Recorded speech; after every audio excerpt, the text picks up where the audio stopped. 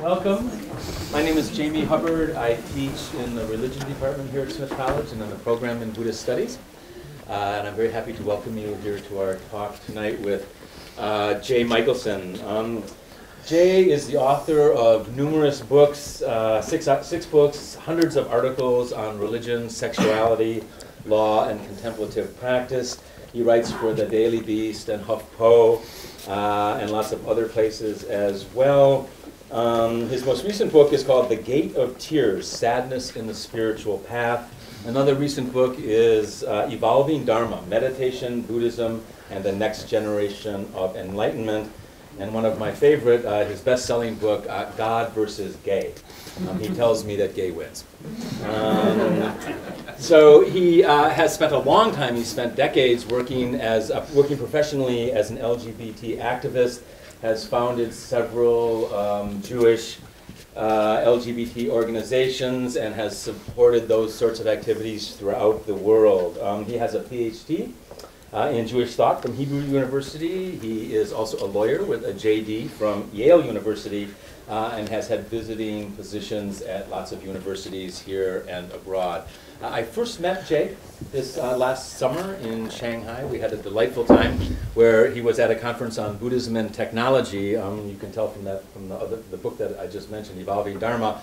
However, for the second time today, he's going to speak to us without any PowerPoint or other AV equipment. So he also can do Luddite Dharma, right? Thank you. So with no more, Jay, thank you very much.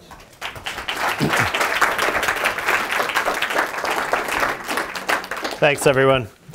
Yeah, I'm feeling a little technologically inadequate, actually. I didn't realize there'd be a big screen behind, but I feel I'm up to the challenge. It's going to be an adventure to not have a lot of words behind me and pictures. I'm actually really excited to kind of have this conversation. When Jamie and I were talking about me coming here, you know, the smart thing to do is give the talk that I've given 25 times on this subject or that, whichever. And the stupid thing to do would be to talk about what's really on my mind, but that would require a lot of additional research and work and thinking about the argument carefully. And so the latter is what we chose. And I'm really happy to share some of these thoughts, which are really kind of a work in progress in a lot of ways, and looking forward to hearing from you toward the end. I did actually have to look hard to find the right joke to start the talk with, and I chose a really insidery Buddhist joke, so we can actually screen based on who finds it funny your degree of corruption by the Dharma. All right, so what did one Buddhist master give to a child for his birthday? Nothing, wrapped in emptiness. How did the birthday child respond? You are thoughtless for giving me this meaningless gift. To which the Buddhist master replied, thank you. It's pretty good. So there's an interesting moment happening in American popular culture, many interesting moments happening at once. There's this interesting confluence, I think, of two seemingly unrelated cultural phenomena. One, of course, is the Me Too movement and the growing visibility and action regarding what I would call sort of toxic masculinity in every possible context. And the other is an explosion in meditation, mindfulness, kind of contemplative practice. In the past 2 decades, really millions of Americans have turned to what was formerly a sort of set of elite monastic practices. There are 1 million new meditators every year in America. Mostly in healthcare contexts, in education, and in business. And as I remember talking about in Shanghai, the goals and purposes of mindfulness in the contemporary mindfulness movement are quite different, really, from the goals and purposes of mindfulness in Buddhist traditions. It's really quite remarkable that these ancient monastic practices have become entirely secularized, in fact, and have gained such kind of wide acclaim. And in general, despite the topic and what I want to really focus on, I don't mean today to be sort of banging on and denigrating either various forms of American Buddhism or even mindfulness, which sometimes in the Buddhist community we call McMindfulness, the sort of packaged fast food version of stress reduction with meditative techniques. On the contrary, I teach meditation in a particular lineage, a Theravadan Buddhist lineage from Sri Lanka, and I'm My life has been transformed by serious engagement with the Dharma. And I've seen lives touched by mindfulness interventions over and over and over again. But it is interesting that a lot of the kind of unaddressed, difficult material within spiritual traditions in general, Buddhist traditions in particular, does have a way of resurfacing and is resurfacing in a particular moment in our American culture. And that intersection is what I kind of want to talk about. So I'm going to define a few terms and then talk about 4 aspects of the good, 4 aspects of the bad, and 4 aspects of the evolving. And as things evolve, they're always a little bit ugly as well. The good being some of the liberating resources for sexual and gender minorities, as well as for women in Buddhist traditions, and why some of these traditions have been so fertile in that regard. The bad, some of the shadow material that occurs in contemporary practitioners' lives, and what we might be doing about that. I'm going to focus primarily within American Buddhism on what is sometimes problematically called either Western Buddhism or convert Buddhism, which exists in contrast to what is also problematically sometimes called traditional Buddhism or Asian Buddhism, or sometimes, I think maybe my favorite phrase, non-liberal Buddhism. And that's actually a helpful phrase, partly because it just describes what it's not. These 2 terms are very problematic. There are plenty of Asian and Asian American practitioners of Western Buddhism, and there are even Western, Caucasian white practitioners, African American practitioners of Asian Buddhism. But what we basically mean by these 2 terms, one sort of Asian traditional Buddhism is much more in continuity with religious practices of the first, second, third, and subsequent generations of Asian immigrants and Asian Americans. And these exist within cultural contexts that vary depending on the different cultural contexts of the practitioners. And they look a lot much more like what Western religious traditions tend to look like in America, in that they're contextualized in communities and families and so on. I remember I live an hour north of New York City near the largest Buddha statue in the Western Hemisphere, which is not why I bought that house, but it just so happens, the Chuangyan Monastery. And it was very helpful for me early on in my practice as a Westerner coming to practice convert Buddhism. I'm going to stop doing this, but each time I say it, imagine that I am doing that. To just get a refresher that for so many folks, their relationship to Buddhism was very much like my relationship to Judaism. Which is to say, I went to a bathing of the Buddha ritual at the Chuangyan Monastery, and people were chanting in a language that they didn't understand, using a transliterated text. The kids were really bored. The parents were also bored, but they were sort of out of guilt to their parents. It felt just like Yom Kippur in my Jewish synagogue growing up. I felt really at home. So there are these amorphous categories that are imperfect, that are somewhat problematic, but are still somewhat helpful to denote different trends within American Buddhism. And I'm going to mostly focus on the Western, quote-unquote, convert practice. This practice results from a long and intricate process of secularization started by Asian innovators in Burma and Thailand and in India.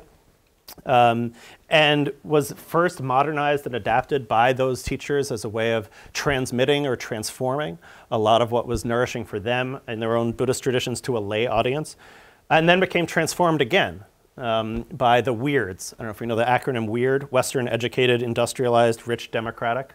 Right, democratic, now maybe we would put an asterisk, but generally speaking, the minority of the world population that is Western, educated, living in industrial contexts, relatively rich, and in democratic societies. So this whole phenomenon of a westernized Buddhism, which then iterates again into the secular mindfulness movement, is itself the result of multiple layers of modernization and adaptation. And in the Western context, in the Western Buddhist context, really there are 3 major groups. There are Tibetan lineages that are widely practiced. There are different Zen lineages that are most widely practiced. And there are Theravadan Buddhist traditions from the early Buddhist phases of the canonization of the Pali Canon, which is where I originally come from. There are a number of other schools, but I'll focus primarily on those 3. And I could definitely talk the rest of the time just about that fascinating process of evolution, but luckily I wrote that book already, and that's what I should have done, was talk about that, but instead I want to talk about what I'm really interested in. it's quite remarkable, really, that traditions that are often quite conservative are now the provenance of liberals. And that does leave a resonance, those conservative traditions, whether it's 2,500 years of patriarchy or the frequency of abuses, power abuses, sexual abuses, male leaderships, male domination of public leadership, sex negativity. A lot of the resonances of traditional, more conservative forms of religion exist and are replicated even in the kind of liberal reconstructions of those traditions. What might be called for is what a lot of feminist theorists called revalorization. I think Rita Gross in Buddhism After Patriarchy was maybe the strongest voice of that wave of feminism within Buddhist scholarship. So taking a feminist analysis to a tradition, but with an effort to actually see what can be repaired. So not simply deconstructing or critiquing, although partly doing that, but actually wanting to see what can we obtain from this tradition that's useful in a way that doesn't do violence to the tradition and is also not cultural appropriation, but brings together the different values and see what's left. The metaphor for that, which I'll talk more about at the end, is maybe Adrienne Rich's masterful poem, Diving into the Wreck, where I know that my name does not appear in the book in the treasure trove at the bottom of the shipwreck, but I believe that there might still be treasure there, and that's my intention here as well. There's an interesting irony. I think Rita Gross suggested that in many cases, to reform or to revalorize Buddhist traditions in this way might actually be more in line with Buddhist fundamental values than the way those traditions developed under 2,000 years of patriarchy. I'm not sure I quite buy into that analysis, but it's interesting to think about what might be at stake. So there's a claim, her claim, is that to revalorize these traditions, to critique them heavily from a feminist lens and now maybe from a queer theoretical lens as well, actually brings them to a place of more integrity with some of their fundamental teachings. Maybe, maybe not. Let's see how that works. Let me start with some of the good. So I'm not just, my general feeling is that the glass is half empty and the water is evaporating. But let me push myself to include the light side before the shadow side. So when liberals turn to Western Buddhism, they often find a lot of what they're looking for. So they find effective techniques to lessen suffering, progressive social values, certainly a freedom from a lot of the patriarchal baggage of traditional Christianity, also of Judaism. Moreover, specifically to issues of toxic masculinity and masculinity in general, many forms, although not all, of Buddhist practice critique and seek to uproot qualities of mind like anger, violence, bias, hierarchy, ignorance, emotional immaturity. Do those qualities sound at all familiar? Right? Some of these are the hallmarks of toxic masculinity and our political leaders who embody it. Anger, violence, bias, hierarchy, ignorance, emotional immaturity. Right? It's kind of like the resume of the White House. So there is actually often a lot of really valuable resources within practices that specifically attack the qualities of mind which tend to be associated with male violence. And it is true, this is the first of the 4 good. I do a lot of 4s in my work, so I'm going to do 4 good things, 4 bad things, 4 changing things. This is the first of those good aspects. The basic practice of mindfulness does tend to undo some of the bad stuff. It's relax and be open and be receptive, right? Not be a toxic masculine jerk, right? And I remember for myself, just as a practitioner, not speaking now as a practitioner rather than a scholar, seeing some of the kinds of kind of programmed gender-based reactivity and violence in my own self was just so tremendously valuable as a human. Right? And even before I could name it as being gendered, which I later came to do, just to see that that was there, and even more profoundly, to see that it was possible to be without some of those quite as much. And so Dan Harris's best-selling book is called 10% Happier. I've really advised him to make the sequel 10% less of a jerk, 10% nicer, 10% more compassionate.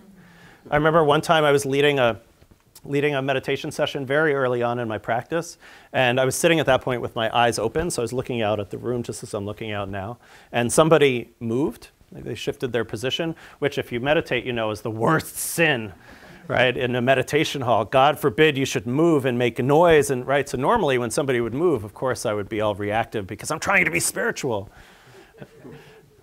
But what actually happened was that the first thought in my mind was compassion, that somebody was moving, probably because they were feeling pain and hoping that their meditation sit goes on. And that was a small moment, but it was actually a life-changing, profound moment for me individually, that I could have my first intuitive reaction be a compassionate one. And to kind of sit in that space was just truly liberating. And that was very early on for me in my practice. I actually sometimes feel like meditation might be one of the only ways to save the world. I mean, maybe it's one of the few ways to actually get into the gears of internalized masculinity, internalized homophobia, internalized sexism.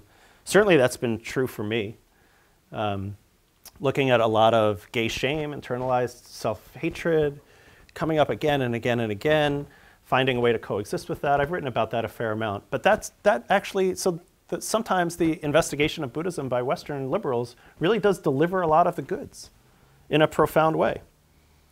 Secondly, while there's certainly a lot of problematic misogynistic elements in Buddhist textual traditions, they got nothing on Western religion, right? And certainly there aren't queer negative texts the way that there are in Western religious traditions.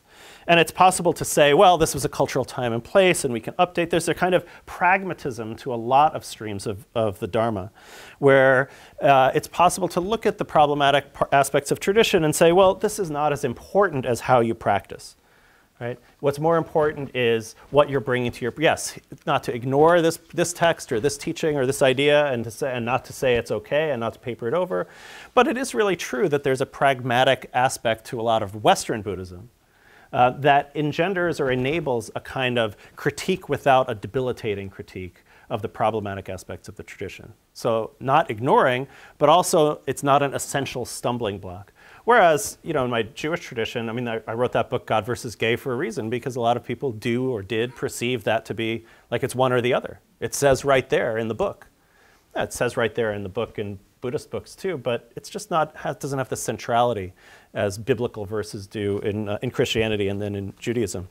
I mean, for that matter, it's just helpful that there's not a deity that has to be gendered all of the time, one way or the other. There are plenty of deity-like figures in Mahayana Buddhism, but at least there's not the one God who's some dude who's up in the sky with a beard.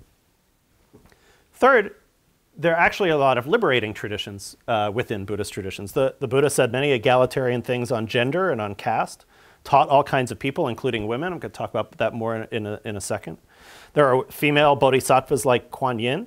Avalokiteshvara, who's the sort of Kuan Yin's the sort of face of Avalokiteshvara, was actually originally male, but started being female around the 10th century. The feminization of wisdom, Prajnaparamita. Wisdom is feminine. Tantric aspects of masculine and feminine, which is a gender binary and not super queer inclusive, but it at least is finding a space for femininity as constructed within the divine. The Tara deity, Vajrayogini, the female tantric figure, is both erotic and enlightened. So there are actually numerous positive resources as well as the negative ones that actually exist. So it's not just the absence of the bad, but even the presence of the good. And finally, because the weirds kind of run the show in Western convert Buddhism, there's a lot of kind of liberal understanding, weirds capitalized and maybe not capitalized. There's a lot of liberal understanding of justice stuff and not a whole lot of tolerance for a certain kind of aggressive behavior that's actually normalized in a lot of other religious communities. There are a lot of female teachers, still not percentage of women leaders the way there has to be, women's spirituality, women's groups, queer groups, etc. It actually looks a lot like liberal Western religion in this way, like liberal denominations of Christianity, for example. And it's the work that we're doing. I have more to say about that at the end. But that's also true, that finding a community an affinity community enables a certain kind of self-selection, that when it's one's birth religious tradition, you don't get to really pick the other people who happen to be in your congregation, the way that there's sort of a self-sorting in Western Dharma communities. So those are just four aspects of where the embrace of the Dharma by Westerners does deliver some of the goods specifically from a gendered perspective. Okay, but now let's get to the bad stuff, right? That's what we're really here for. So the first, I think, is wrestling with the reality of the patriarchal tradition itself in all of the three yanas of traditional Buddhism. So I think the most famous story in the Pali Canon that has this multivalence kind of really coded into it is the description of the founding of the order of Buddhist nuns. So it's fascinating because as the story is actually told, there's kind of both the positive and the negative within the exact same story. Right? So Pajapati appears. She's a female lay practitioner who wants to become a nun, and approaches the Buddha. Is it possible for a woman to become enlightened? And the Buddha radically says yes, which was shocking from a Brahmanical point of view, in which there was no way that women could achieve the same level of spiritual achievement as men. So kind of a progressive, I don't know if say feminist, but certainly a progressive point of view for the time. And then says, yes, in fact, it is possible for women to become nuns, and they're female Buddhist monastics until this day. That sounds really great. And then the Buddha lists out the conditions that the nuns have to accept in order to become nuns, which is to be subservient to the monks, constantly deferring to the monks. They have to obey more laws than the monks have to obey. When there's a nun versus monk conflict, almost all the time the monk actually wins. Basically, it's like, yes, you're welcome to join the Sangha as a second-class member. And so the same story, which says on the one hand, yes, women can achieve the same level of liberation, enlightenment, spiritual attainment, salvation, if you like, as men. The same story also has all of these conditions which keep women's position subordinate to men. And so there's conflicting attitudes even in this one canonical story, let alone about others. Fascinatingly, there's a little footnote that suggests that the story is that the monks are actually worried about public opinion. The original Sangha was worried about, well, what are the other people going to say? They're going to say all of us monks, all of us men have to be subservient to women sometimes. They're going to think we're crazy. We can't allow them to think that. That same motivation appears later on, which I'll talk about in a second, where there's either gender variant or sexually variant, it's difficult to use these Western concepts, individuals who are also kind of stigmatized because the monks are worried about what other people are going to think. So on the one hand, there's what the scholar Alan Sponberg calls soteriological inclusiveness, that enlightenment is possible regardless of sex, gender, caste, etc. And this reappears in Mahayana Buddhism over and over again. In Chan Buddhism, for example, many virtuous women, there's an equality versus enlightenment. And at the same time, this kind of androcentrism and sometimes overt misogyny. In Anuttara Nikaya 282, again from the Pali Canon, one of the Buddha's teachers asks, what's up? How come there aren't as many women adepts as there are men? And the Buddha responds, well, there's structural institutionalized sexism. No, he doesn't say that.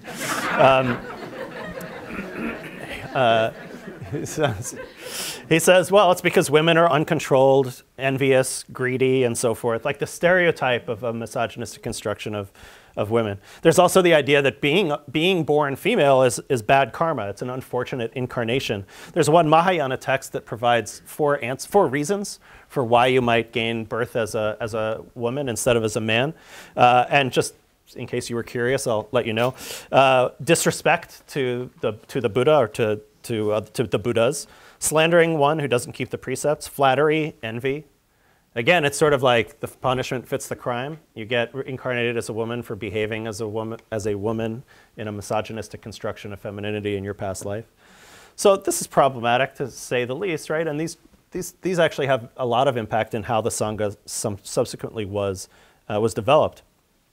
There's even a whole genre of Mahayana texts which at first look really interesting and liberating from a gender perspective, specifically a transgender perspective, because there are all these stories in which women suddenly transform their sex and become male biological sex, become male, and then become fully enlightened.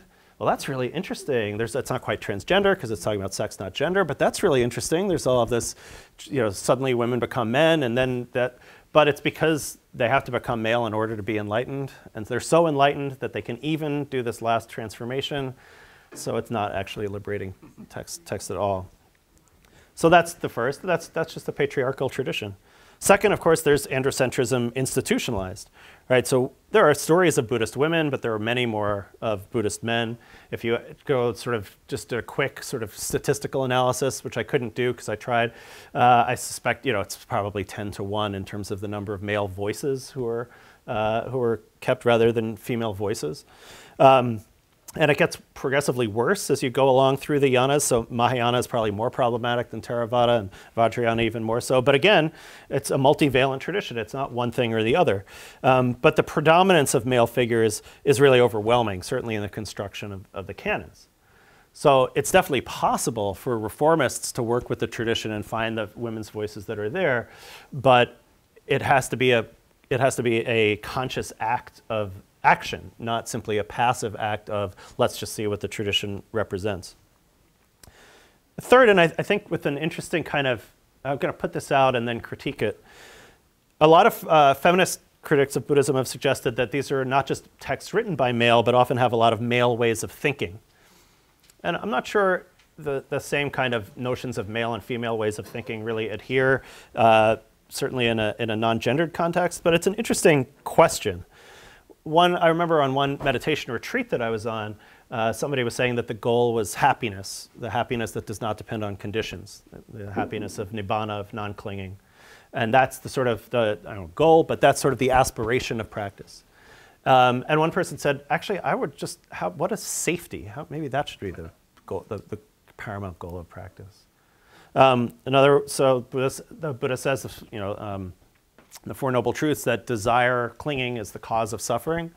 So like desire, I want more stuff, I want more stuff. Well, maybe actually fear or aversion could be, maybe that's actually worse or more problematic. There's also a lot of male warrior imagery and about hard work and etc. It's definitely not the queer art of failure for people who read Jack Habelsaram's book about that. There's not a lot of, it's okay, and now in modern Buddhism, but in the tradition itself, there's not a lot of, oh, we're not trying to actually, no, it's a lot of we're going to work really hard and have a warrior kind of stance. Just earlier in Jamie's class, I was talking about one metaphor for concentration practice as being like sharpening the sword, like sharpening your sword so you can cut off the head of delusion, which has a sort of militaristic resonance to it. So finally, just on the queer side, as is the case in a lot of intellectual archaeology, there's almost a joy for a lot of queer people like myself to just find some visibility in the text. There's one of my favorites in this comes not from a Buddhist tradition, but there's an 11th century Kabbalistic text that talks also about transmigration, reincarnation, that is concerned that at the moment of, is it conception or at the moment of conception, it's possible for basically Satan, for the demonic figure, to cause a female soul to be incarnated into a male person. And this is terrible because that male person will then grow up to have a very high-pitched voice and they'll flutter when they talk. And it's like an image of a mincing homosexual in an 11th century text, which for me was incredibly liberating. It was the first time I'd seen myself in a Kabbalistic text, let alone from such an early one. So likewise, there are a number of, so in Pali and Sanskrit, the term pandaka is basically a gender non-conforming male, a sissy boy, more or less. It's not quite a gay, it's not really about orientation necessarily, but it's a man who acts to femme, who's basically a sissy boy. The pandaka is denied ordination, so that's kind of a drag. But I'm just happy that the pandaka is actually visible. For a while, the pandaka was actually translated as eunuch. But I think the consensus in scholarship is that eunuchs don't necessarily act feminine and do the pandaka is basically a somewhat gender nonconforming male-bodied person. And there seems to actually be a little bit even of an awareness of sex and gender, that there's this, okay, so this is a biologically male person, but they're acting in a way, they're self-identifying, they don't use the word self-identifying, they seem to be acting in a way that's female, and what does that actually mean? And there again, as I mentioned before, the pandaka isn't ordained in large part because of what people will think. So we want to be authentic, right? Not dilettantes when we approach problematic textual traditions, not like shipwreck the entire edifice, but recognize that what's being related to is a complicated tradition, and they can't be just imported. And so that's the first of those four bad or challenging aspects, is just working with the tradition as it exists. The second are the frequency of power abuses and scandals. I'm not sure if statistically there are more Buddhist power scandals than in other ranges of the tradition. Certainly we're seeing now that a lot of men are suddenly shocked to discover that sexual harassment and sexual assault is everywhere in male-dominated space. Oh, Okay, they're surprised by that. But just the number of power abuses and sexual abuses in Buddhist communities. Edo Shimano Roshi, Richard Baker, Joshu Sasaki, Taizen Mizumi, even Sogyal Rinpoche, who's a really beloved teacher. There's a new document that just went out in the last few weeks from Shambhala, talking about widespread sexual abuse within the Shambhala community, which goes up to Trungpa Rinpoche. And it's hard to say these names because these are wise people in some ways. And we need a sophisticated understanding that accounts for both the wisdom and the evil that's taking place. Right? And I think for me, that's why I'll talk more about spiritual bypass in a second, but the notion that wise, enlightened people on one axis of development can't also be really backward in another axis development, that's actually part of, I think, growing up, is letting go of that notion. It is actually possible to be really quite far along the path in some way, and really at a terrible level, let alone a sort of undeveloped and lousy level, on another axis of human development. You know, there are a lot of reasons why these scandals have happened. Male power, a few checks on that power, institutions that weren't designed for this. Maybe the guru tradition, where you really do have to submit and be vulnerable and obey in a lot of guru traditions. Our power abuse without the sexual abuse element is really part and parcel of a lot of guru traditions. There's a fantastic book called Novice to Master, which is fantastic mostly for its subtitle, which was like on the slow understanding of the extent of my own stupidity, or something like that. A Zen master telling what it was like to go, and he's abused all the time by his not sexually abused, he's power abused all the time, forced to do this and that and the other. And that's part of the guru tradition in certain ways. There's also the aspect of Asian-born teachers in Western libertine contexts and a sort of two-way misunderstanding of what that might mean. It's like, on the one hand, there's sort of teachers who see Western society as quite libertine and thus sort of a permission slip to behave in ways which are outrageous. And you also see Westerners kind of projecting a certain Orientalism onto their wise Asian teacher that, oh, they couldn't possibly do X or Y or Z, so we don't need to set up structures of accountability and caution. And it's this kind of, it's a two-way kind of a street. You know, the projection onto the, quote, wise old Zen monk, I mean, that's not about blaming the victim, obviously, but it's part of this dynamic of a two-way set of confused projections back and forth. And then there's always the vulnerability and presence of apparent consent within spiritual contexts, the inability to see that the power relationship itself is potentially corrupting. And that some people do say there was consent. A number of the sexual partners of Chogyam Trungpa Rinpoche, the founder of the contemporary Shambhala lineage, say that there was consent, that to this day they feel fulfilled, that had positive encounters with the guru. And then there are other people who said there was never any consent, he was the guru, I was like a young disciple. And those two stories exist right next to each other. So there's not one story. And so there's a number of reasons why this is happening, but the fact that it happens and continues to take place, and among American-born teachers and British-born teachers as well as Asian-born teachers, this is not a small shadow over the community, but a pretty large one. So I mentioned that term spiritual bypass, which is the third piece I want to talk about a little bit. You know, what is enlightenment or liberation anyway? I mean, I think enlightenment in particular, which is this sort of Western word, English word, which doesn't really correspond to any particular term, whether Buddhist or otherwise, has a lot of built-in assumptions into it, that to be enlightened is to have all of these different features. Oh, well, is it the same as being an arhat in the early Pali Canon? Is it the same as being enlightened in Zen tradition? It's not quite clear. You might actually have a lot of unprocessed material that's inevitably going to be quite gendered in nature, right? That it's really a mistake to think that people who have, like I said a moment ago, have moved along to a certain point on this continuum have also moved along to a point on another continuum. And that's to kind of mistake what it is that that practice is actually about, spiritual practice is about. One time there was a teacher who was being interviewed by Tricycle, the Buddhist Review, and the teacher said, well, not everything's in the Dharma. I mean, the Dharma's not perfect, which is heresy, right, in a certain way. Like, what? The Dharma's not perfect. So the interviewer said, well, what can't the Dharma teach you? The Dharma can teach you everything. And the teacher said back, well, the Dharma can't teach you how to, change the tires on your car. You know, it's not designed to do that. And arguably, there's a claim, I think an implicit claim, that the Dharma is designed in some way to liberate you from racism, sexism, classism, masculinity, heterosexism, homophobia, and it doesn't necessarily do those things. It's not designed for those things. It might liberate the root causes of what become those phenomena, greed, hatred, and delusion, but it's certainly not going to awaken one to the specific culturally constructed ways in which those phenomena manifest. And even if it cuts out, a hardcore practice cuts out greed, hatred, and delusion, you know, that's only maybe toward the later stages of the path. Maybe, if you're lucky, or if you just have good karma and always were reborn as a man. Just kidding. There's also a sex negativity within the tradition that can reinscribe itself because of spiritual bypass over and over and over again. And there's a Western sex negativity that can find a real dharmic frame for itself. So there are, for example, monastic traditions and Theravadan tradition in which spiritual practitioners might be repeating sex negative frames that harm people with different sexual practices and identities. So taking the fourth precept, which has to do with sexual misconduct, so you could take that precept in a lot of different ways. Unfortunately, for people like me, who, I guess, what was the phrase? I carefully workshopped that phrase.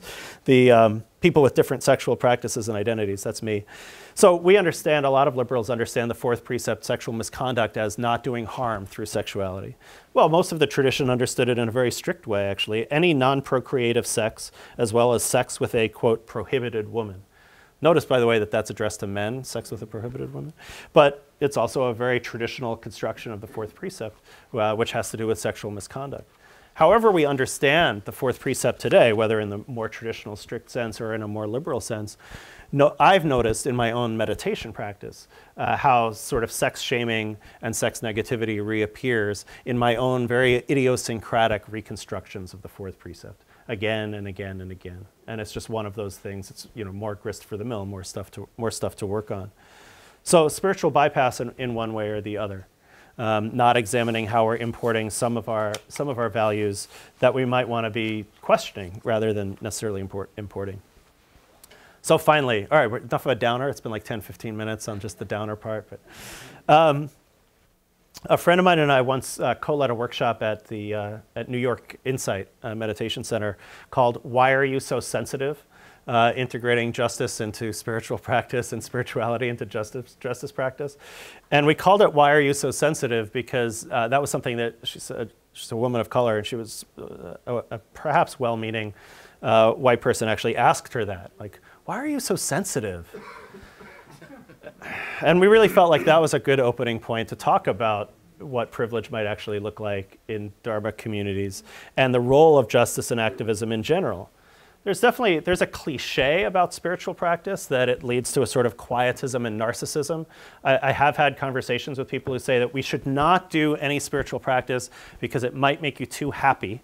And you don't want to be happy with capitalism, and you definitely don't want to be happy with Trumpism, so don't do any spiritual practice because it might make you too happy.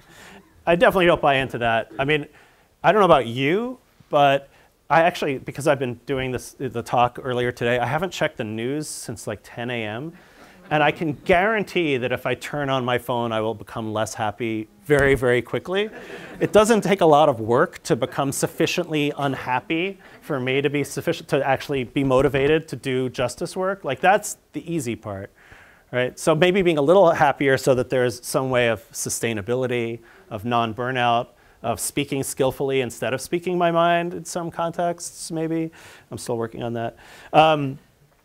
So it's definitely, I think, the cliche that spirituality and social justice don't go well together. I think that's definitely not, for me, my experience as an activist who's also doing a lot of contemplative practice. But there's some truth to that critique, right? There is a possibility of, well, this is where I come to the meditation center as a safe space to just be doing spirituality, not politics. I find that to be a really problematic position. I mean, for me, my spiritual practice is really woefully incomplete if it's not recognizing the realities of the world in which I'm living, right? And there's also, there are ways in which that kind of avoidance, I think, can become really toxic, actually specifically within Buddhist communities. So for example, is the Me Too movement about praise and blame rather than wisely seeing? Praise and blame is kind of a mistake in a lot of Buddhist practice because you're sort of singling out the individual and like, oh, thank you, or I'm blaming you, as opposed to the factors of mind which are universal. So we don't want to be doing praise and blame. So, but is that a critique of actually naming sexual offenders? Which it shouldn't be, but it's sometimes there. I actually, in the wake of the Trump election, a friend and fellow teacher of mine named Pablo Das, which also is like the best teacher name, I have to say, did a couple of sort of there was a dialogue in a couple of the Buddhist web magazines about whether it was okay to be angry after the Trump election or whether we shouldn't be angry. And for me, like especially, I didn't feel, I'm not worried about when my voice sort of gets shut down, but there are a lot of voices that get shut down when people like me say, let's not be angry. And they tend to be voices of color disproportionately, and they tend, like, and so for voices to say, for some Buddhist voices to say, let's not be angry and don't express your fear, that doesn't feel like moving toward justice or toward awakening. If we're really practicing for the benefit of all beings, are we actually practicing for the benefit of all beings? And what does that actually translate into? So that is actually a challenge, I think, in any kind of spiritual community. On the one hand, it is true that people are coming to spiritual spaces for sanctuary. And for a lot of the people who are coming for rejuvenation, precisely because their situation outside of that space may be more precarious. So I do respect that. It's not like we necessarily want to transform the space that might be a meditation space into an anger-creating activist space. On the other hand, asking someone why they're so sensitive about power imbalances within their own community, which especially when the communities, the Western Dharma communities, are still mostly white, liberal, but extremely privileged, with a lot of unexamined issues of cultural appropriation. Is it really better not to talk about these things? What does it mean to be apolitical in the context of resurgent white supremacy? I'm not sure that apolitical is a morally neutral stance. In fact, I'm sure that it's not. So now the good news. So I'll just talk a little bit about a practitioner's point of view from some of the ways in which the Western Buddhist community is evolving to meet some of these challenges. The first and maybe the most obvious is just reforms of the traditions and of the communities. So whether it's women's ordination now in all of the three main branches of Western Buddhist traditions, women's leadership, queer inclusion, although also sometimes some queer erasure, increased commitment to inclusion, diversity, justice values within different sanghas. I was actually so I'm on, a couple of people are here from the Barry Center for Buddhist Studies, where I'm on the board of directors, and when we set about creating the diversity documents, whether it was the diversity vision or plan or teacher guidelines, I assumed that we would have numerous, I was like, well, let's just go see what some of the teaching guidelines are at other centers and just adapt them for our purposes, because I assumed that there would be dozens of such other examples. And it was really hard to find any about, for me as a male teacher, like I was definitely socialized to raise my hand as fast as possible. And as a male teacher, I've had to kind of relearn, like it's not necessarily the first hand that's up, right, that always has to be called on, because not everybody was socialized the way that I was socialized, to ooh, ooh, ooh, ooh, and go up and like that. Like that wasn't rocket science, but I definitely had to learn it. That wasn't something that I just woke up to myself. Right? Somebody was talking about those issues, about, oh, well, how do we ensure that all voices feel safe to speak or feel comfortable to speak or don't have to be the person who's socialized to immediately jump forward?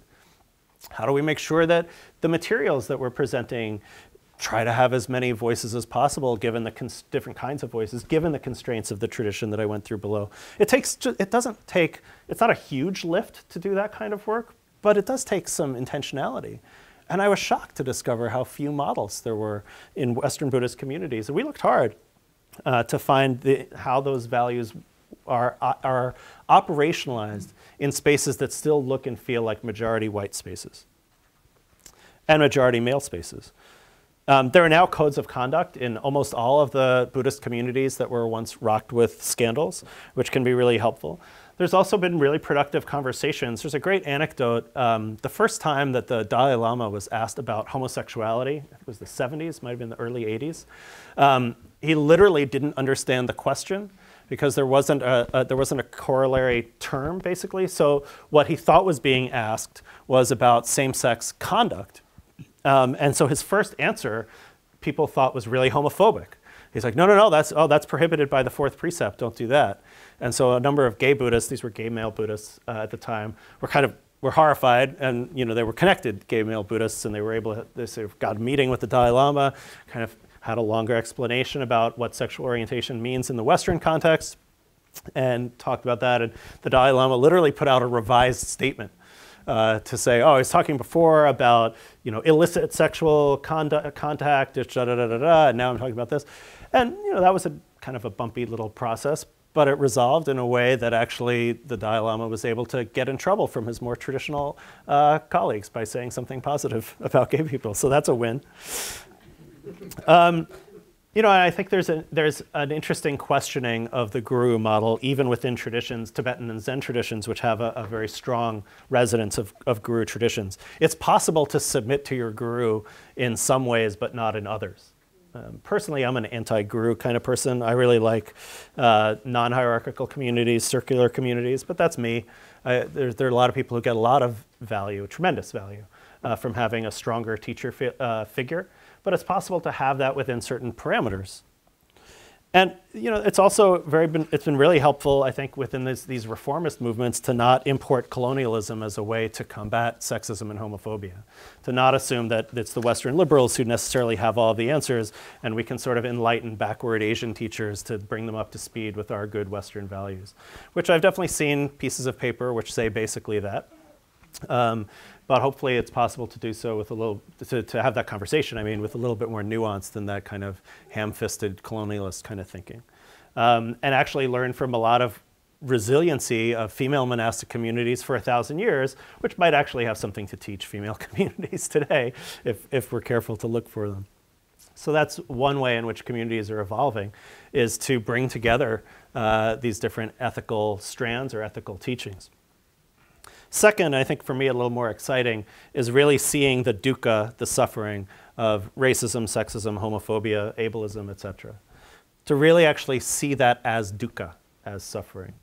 Not to have the model of, I've got my human rights commitments over here and my Buddhist commitments over there, and I'm trying to match them together as best I can. If you got to do that, that's okay, that's fine. But actually to see that dukkha, the great problem that the different Buddhist yanas are trying to solve, includes these specific forms of dukkha, which maybe have existed in most societies or all societies, but certainly exist in ours, right? Waking up to how privilege and oppression actually operate and making it part of the practice rather than an intrusion onto the practice. Right? So rather than this thing which I have to do in my meditation community because we want to make sure that we're being inclusive, right, with that kind of, maybe my body language communicated that, right? But actually saying is, no, this is part of what we're showing up to do. This is what waking up actually looks like, especially in 2018. And seeing how spiritual practice can actually help our social justice work, and our social justice work can help our spirituality. So not just having it be neutral, but actually waking up to the dukkha of racism and becoming an anti-racist person, or trying to be, or trying to show up as an ally, precisely because of one's dharma commitments. Right? So the Buddha didn't really talk about 21st century American social issues, right, in detail, right? But there are plenty of teachings about working with issues, let's say, of bias or of reactions to people based on their appearance or their gender or their cultural status. And if it means that I'm on a salad bar of picking the nice parts about where the Buddha taught people from all different castes, rather than then said elitist things later, yeah, I'll be on the salad bar and pick those resources which are actually nourishing today. Understanding practice as incomplete without the actualization of these values in reality, and without Sangha transformation as well. At BCBS, we've been reading a book by Shakil Chowdhury called Deep Diversity, which I'm not sure if everybody knows, but like 90% of diversity training doesn't work. It doesn't actually work. It's the kind of diversity training which is like, here's what you have to do in order to say this. Make sure to say these words. Now, some of that's helpful, right? Like, it's just giving people information, right? That's great. But the sort of general way of like that creating a diverse office space, for example, is about making sure to rigidly obey certain speech codes, and like that's what you need to do. Actually, it tends not to work, but actually finding ways to sort of utilize mindfulness techniques to notice one's own implicit bias. So, for example, there's problematic aspects of this test, but if you want, try to take the implicit bias test online, actually, and just sort of see. And it's quite a rude awakening. And then combine that with meditation practice. So I got to find out taking that test, which again, I'm not totally endorsing that test for methodological reasons, but you get to see, oh wow, what a surprise. Being raised white in America in the 1970s and 80s has created certain ways of racist thinking that are still operative within this body-mind system, and they're still very much there. And I'm working on being more aware of them. And what do I do to become more aware? Oh, I'm becoming more aware, which is part of my mindfulness practice, which is part of my Dharma practice, which is part of what I do. Right, so it's not just seeing the dukkha of racism, but seeing the dukkha of being implicated in racism and white supremacy. Now, maybe this is admittedly integrating Western justice concerns into what it means to do Buddhist practice. But I don't think that's different from other forms of melding. All spiritual traditions, contemplative traditions, have adapted to the societies in which they found themselves. And now these traditions are coming together in a context which is America, built on genocide and slavery. And so these traditions are going to adapt to take on the new specific kinds of dukkha. No, I'm going to say new because I'm not invested in whether it's new or old. The specific kinds of dukkha which constitute American society. And me being part of that. I mean, I'd like to wake up to whatever is going on inside of the mind. I mean, that's a big part of my commitment to practice. And since a large part of what's going on there is gendered and is racialized, and that is the grist for the mill. So that's a little more of a personal answer, less of a sort of analytical academic answer. But so third, right, we're getting there, of what's evolving is something about moving beyond inclusion. So what would Buddhism through a feminist lens really look like? Well, now there's actually several good books on that. There's a number of good sort of racial justice takes on the Dharma. So Angel Kyoto Williams' Radical Dharma, Rita Gross's book, Buddhism After Patriarchy, which is a little dated for being 25 years old, but is still a valuable resource. Turning the Wheel, American Women Creating the New Buddhism. The new book by Zenju Earthland Manuel called The Way of Tenderness. Capello's anthology, The Hidden Lamp, Stories of Buddhist Women. Larry Yang, a queer teacher from the Bay Area, Awakening Together. There's a great anthology by Shambhala Sun called The Buddha's Daughters. There's an anthology edited by Jose Ignacio Cabezon called Buddhism, Sexuality, and Gender. So that's like, there's a lot of actually pretty good resources to just move, not just to an inclusion space, but actually to rescue some of those resources that are there. So I love these kinds of projects because we're not like hunting for the little pieces that are there in the background, but I love doing this in the Jewish tradition in my other books. So it's not, the story of Jonathan and David in the Bible, for example, is an intensely homoerotic story. It's a homoerotic hero narrative, which everyone in the ancient Near East would have gotten immediately, right? So it's Achilles and Patroclus and Gilgamesh and Enkidu, or Batman and Robin, right? So like, as soon as you see Batman and Robin, you know, oh, okay, this is the pederastic couple where the hero has his male sidekick who's the boy wonder and wears tights. And like, it's not about whether they're gay, right? That's a construction that doesn't quite apply. They're in that relationship. And that's true for David and Jonathan as well. I love that there are so many similar aspects of that. So within some of the Dharma traditions. So for example, a ton of the Jataka tales, which are tales of the Buddha's past incarnations, are basically homoerotic love stories between the future Buddha and the future Ananda. Ananda is like the Buddha's best buddy. They're not gay stories. They're not sex stories. There are those too. I'll talk about those in a second. But the Jataka tales are about different ways of homosociality, that there are these male-identified figures, both in their past incarnation, and we know that then they later become incarnated as the Buddha and Ananda, who have ways of relating to each other, which, like 19th century writings on male homosexuality, like look really gay. They're not gay. They're just what they are. Like, they're not, it doesn't fit into that, but they are. But there's this really interesting way in which maleness is constructed in a different way, and for me, a more liberating way, in the Jataka tales, which are like the cute, lovely, warm tales that would, when the Buddha was an elephant and, and things like that. Actually, at the end of a retreat I did just a few miles away at the Insight Meditation Society, I did a 6-week retreat, and it's the end of the 3-month retreat. And so everybody's freaked out because we're about to go back into the big bad world. And they played a recording of some of the Jataka tales. Oh, no, it wasn't a recording, it was a live person. A storyteller came in and told some of the Jataka tale stories, basically told us bedtime stories, which at the end of a 6-week retreat was perfect. There are also maybe some more problematic aspects of nanshoku, male-male love in Buddhist Japan.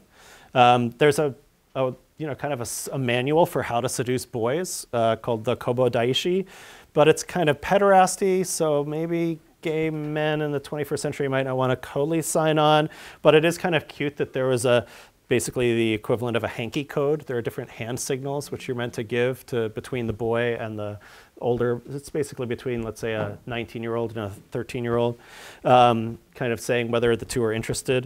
The 1687 anthology, The Great Mirror of Male Love, often this kind of humorous body piece about pointing out the hypocrisy of sex-negative clergy. So there's a lot of these kind of resources that are present that maybe they're not quite to be rubber stamped or to be centered within the tradition, but precisely recognized as marginal voices within the tradition, and thus re-embraced by folks who either are marginalized today or who find this whole concept of marginalization to be the problem. So you might go looking in marginal spaces if one of the things you want to critique is the process of marginalization.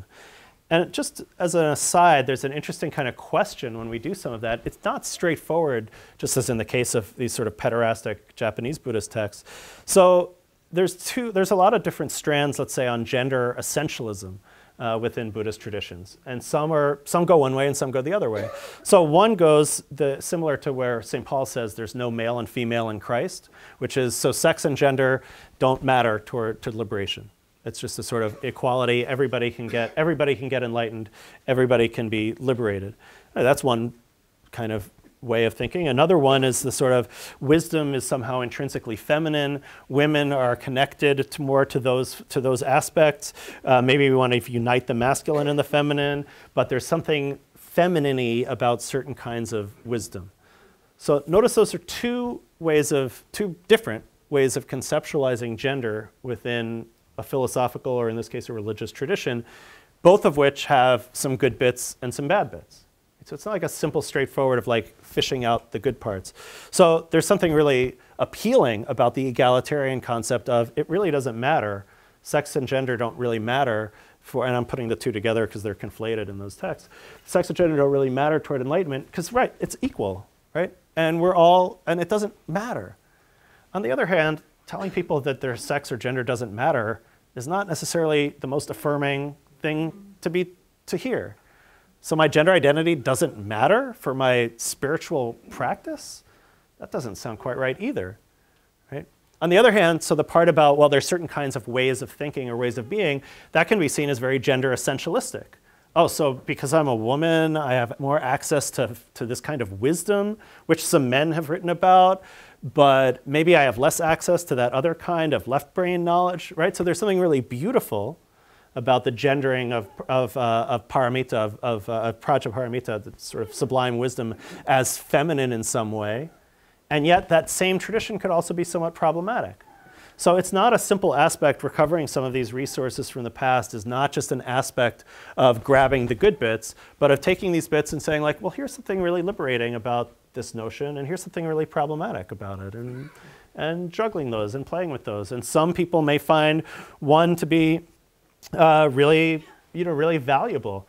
To see that, yeah, this really does resonate with let's say I have a feminine gender identity and this kind of notion of wisdom as feminine really resonates for me.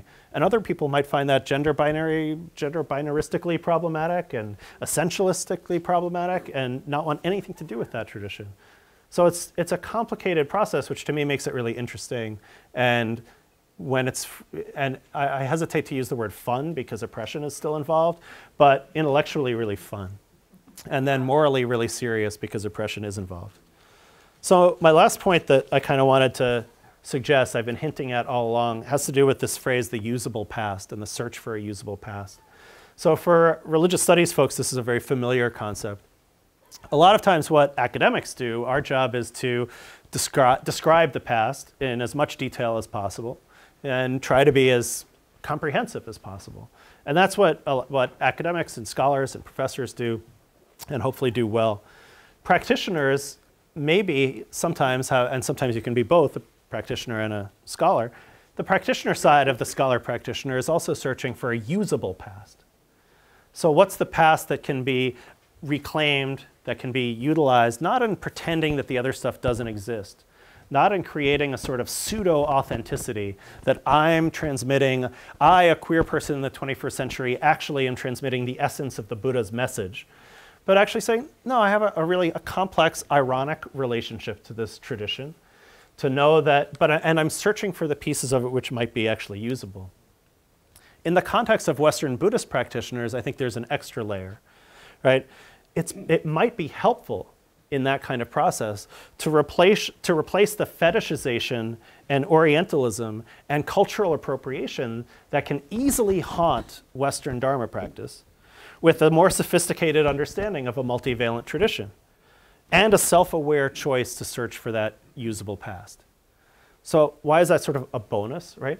If there's a more nuanced relationship to the various multivalent traditions that we're engaging with, I as a white Western person might be less likely to kind of imagine myself in some sort of fantasized vision of continuity with these ancient wise Asian masters and going way back to this sort of fetishized notion of this figure, the Buddha, and all of the other sorts of identity trappings that go with that.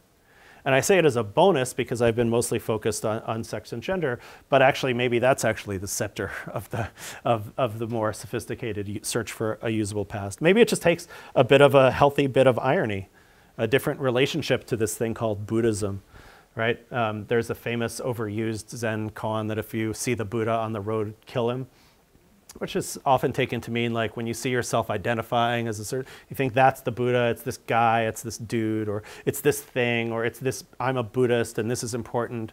And I have to be this kind of Buddhist because I'm not that kind of Buddhist, those kinds are wrong, but this kind is right. All of that kind of attachment making.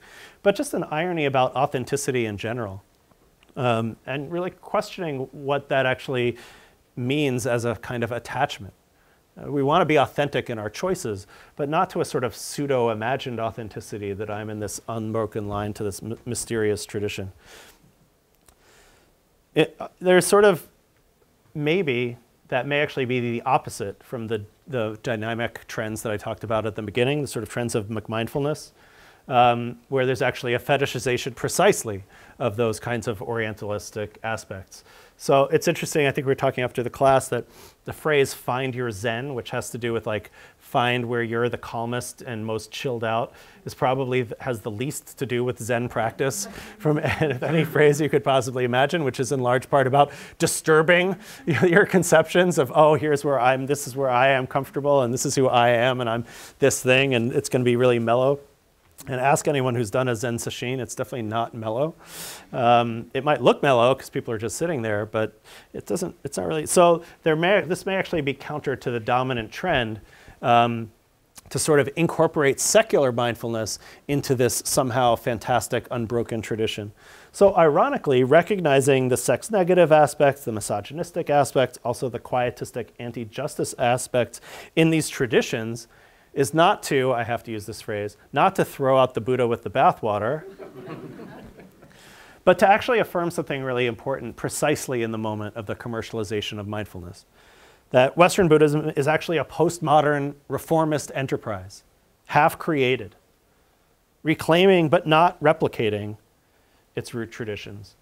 Not a faux nostalgia or a kind of commodification of the Buddha and Buddhism TM, like the pictures of Buddha statues at Buddha bars and things of that nature, which is playful, but which is also a little more than a little disrespectful.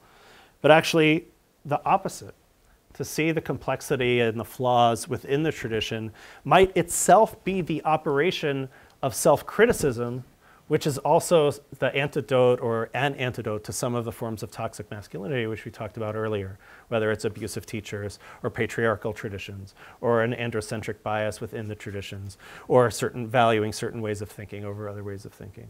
That in fact, it's that self-critical faculty which is not uncomfortable or discomfortable, but which comforts the afflicted and afflicts the comfortable, which is kind of the point of spiritual practice itself. I definitely want to give Adrienne Rich the last word. She's basically one of my heroes. And I'm going to close with just a part of her poem, Diving into the Wreck, which there's like about 5 or 6 texts. People are always like, oh, you're desert island music or something. But, you know, I'm a words person. So like if I had to take a few essays or poems on the desert island, like Audre Lorde, The Uses of the Erotic is Power, that would definitely be on there. It's like a handful of others, but definitely Diving into the Wreck. I'm just going to skip all of the scene setting, in which Adrienne Rich brilliantly describes going scuba diving, basically, and kind of cut to this last bit, and then we'll have time for conversation. So we're catching her in the middle of the poem because she's already diving down in, because I've cut the first half. First, the air is blue, and then it is bluer, and then green, and then black. I'm blacking out. And yet, my mask is powerful. It pumps my blood with power. The sea is another story. The sea is not a question of power.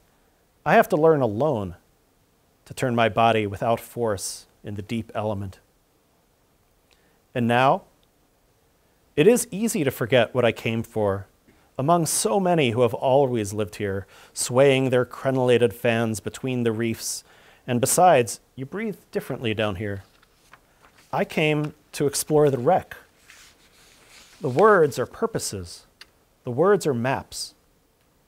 I came to see the damage that was done and the treasures that prevail. I stroke the beam of my lamp slowly along the flank of something more permanent than fish or weed, the thing I came for. The wreck and not the story of the wreck. The thing itself and not the myth. The drowned face always staring toward the sun. The evidence of damage, worn by salt and sway into this threadbare beauty, the ribs of the disaster, curving their assertion among the tentative haunters. This is the place. And I am here. The mermaid whose dark hair streams black, the merman in his armored body. We circle silently about the wreck. We dive into the hold. I am she, I am he.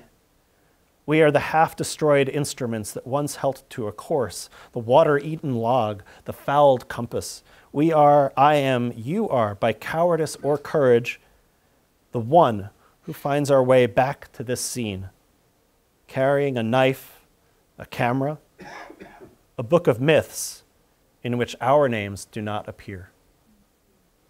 Thanks.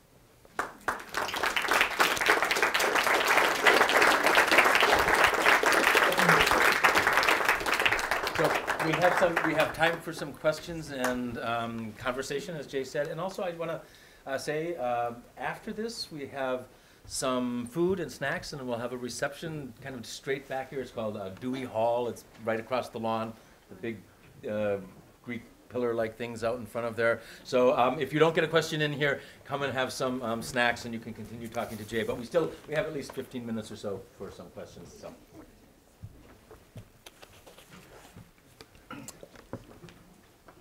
And even if you raise your hand, I may not call on you first. Yeah, no, no, I mean, you were just there, yeah.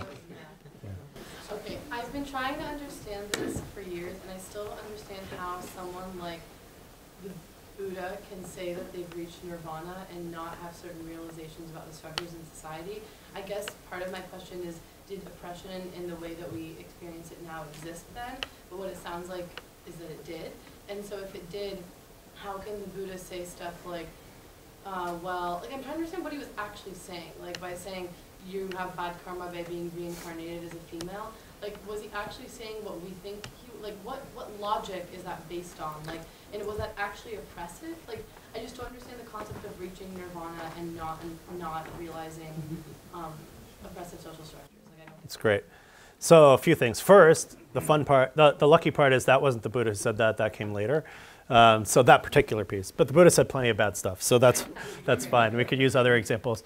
I mean, the Buddha is quoted as setting up that ordination system for nuns, where nuns are sort of second tier clergy. So we could use that, for example. It's not as bad as the other one, but so first, I mean, I think that, it's worth remembering that concept of spiritual bypass. That whatever liberation or nibbana, nirvana looks like, let's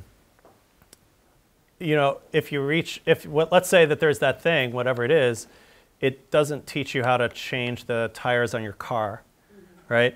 It may teach you how to be less of a wreck or less of a mess while you're changing the tire on your car. You might have more patience or more ability to, and look, there are religious versions of the Buddha's enlightenment, which, yeah, he had supernormal powers and he could do anything and all of that stuff. But from where I stand, just speaking for myself, that doesn't create an awareness of all of the facts of every situation, including the various oppressive structures. So that's one, is just remembering that kind of spiritual bypass thing.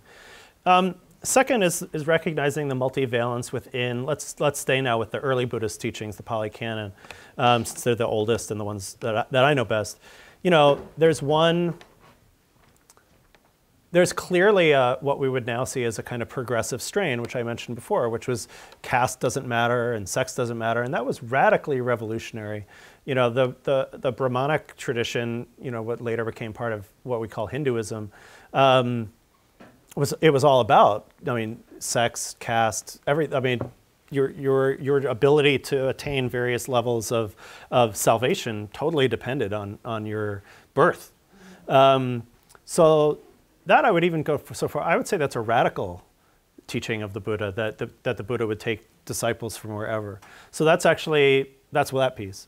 Okay. On the other hand, yeah, the monastic sangha that is recorded in the Pali Canon is basically a leave society because it's totally messed up and create an ideal utopian society that is separate from that other one. And so the door is open to theoretically anybody who wants to enter that sangha, meaning that community, but they're not a community of activists who then go and work on class oppression or caste oppression or violence or war out in the world in a direct action sort of way. So the remedy that was prescribed in those particular texts, which were edited over time and all the rest, is much more of a. So Gandhi never actually said, "Be the change you want to see in the world." That's a good thing to always. Yeah, he never said that. But the model that's in the Pali Canon is sort of similar to that. It's like we have to go deep into the gears. We have to create this sort of utopian counterculture that will be ethical, because there's basically no hope for, the real hope for a predominant society is that more people will kind of eventually come into this utopian society. That's not a social justice program that we would recognize today, I don't think, like kind of drop out and create your own beautiful, perfect world.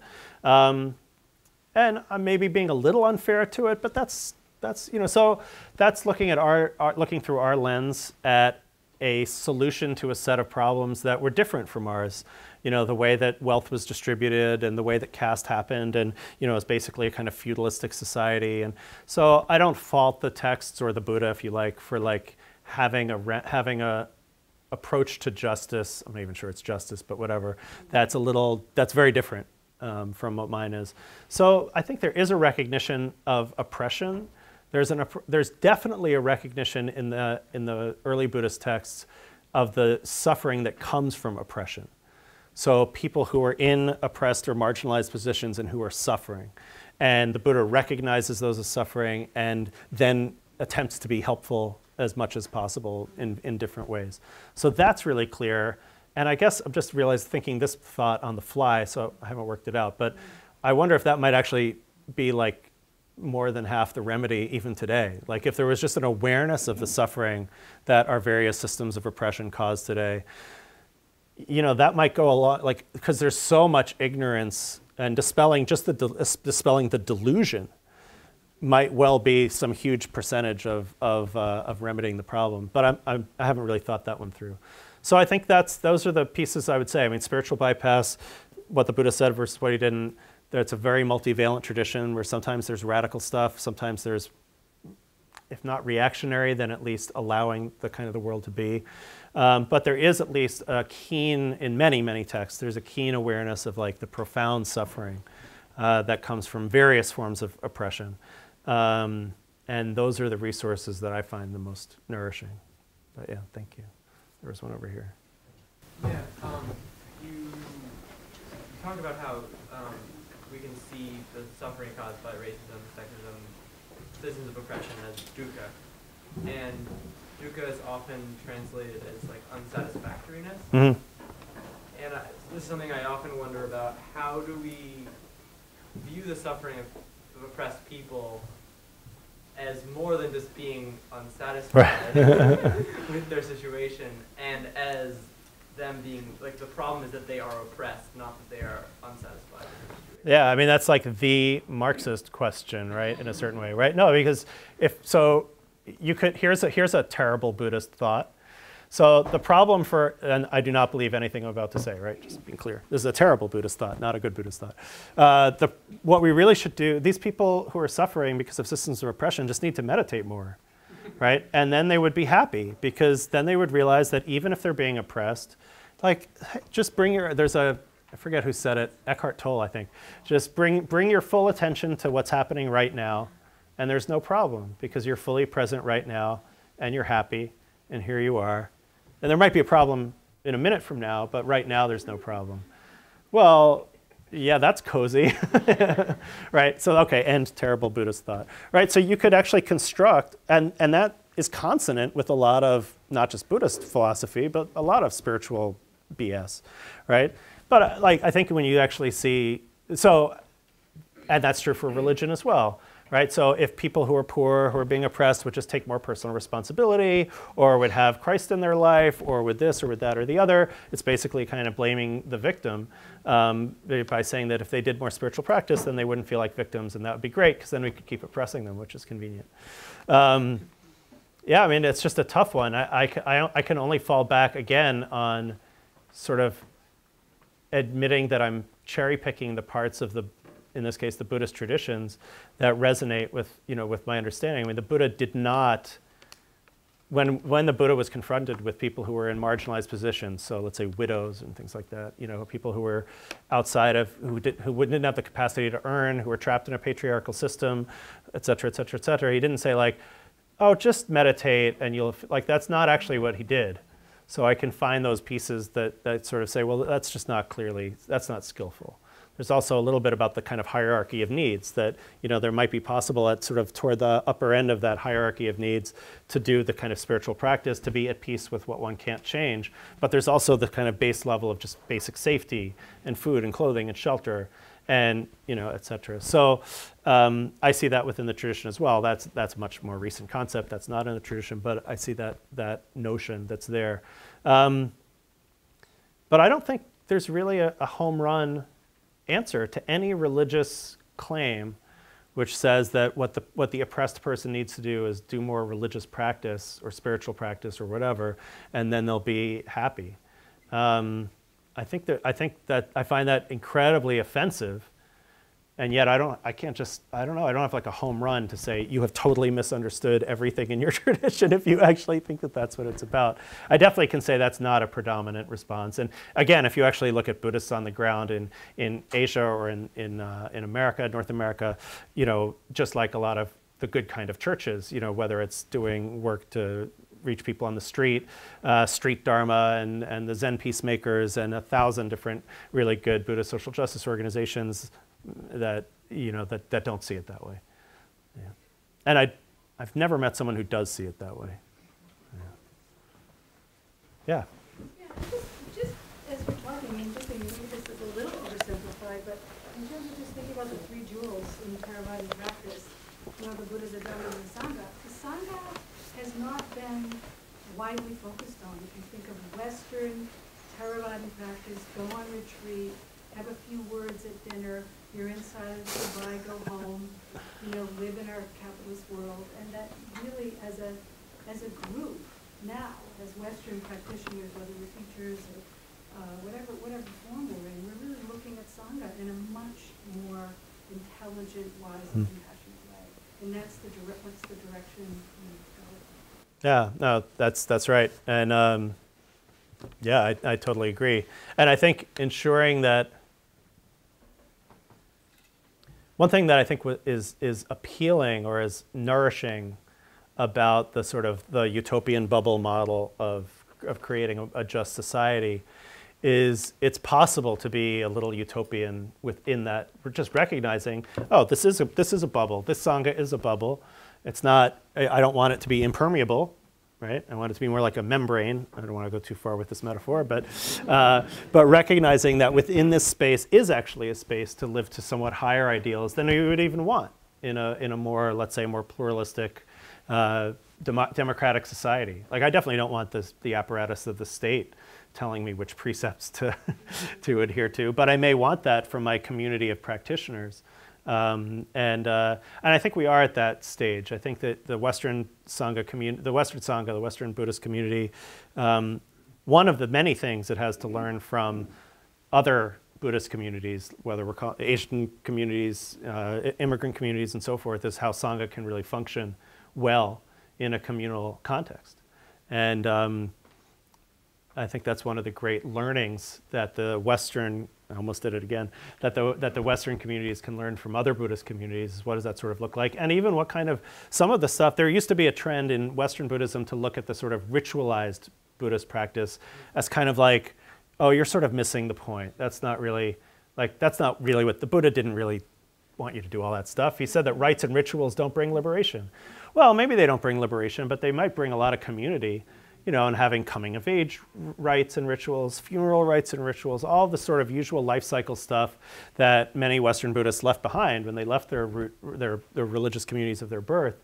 You don't have to look far for what models might look like for Buddhist communities that do that, because the majority of Buddhists practicing in North America are Asian American, descendant from traditional Buddhist cultures and communities. So we don't have to go reinventing the wheel to find those resources. But I think that's a great point. Thank you.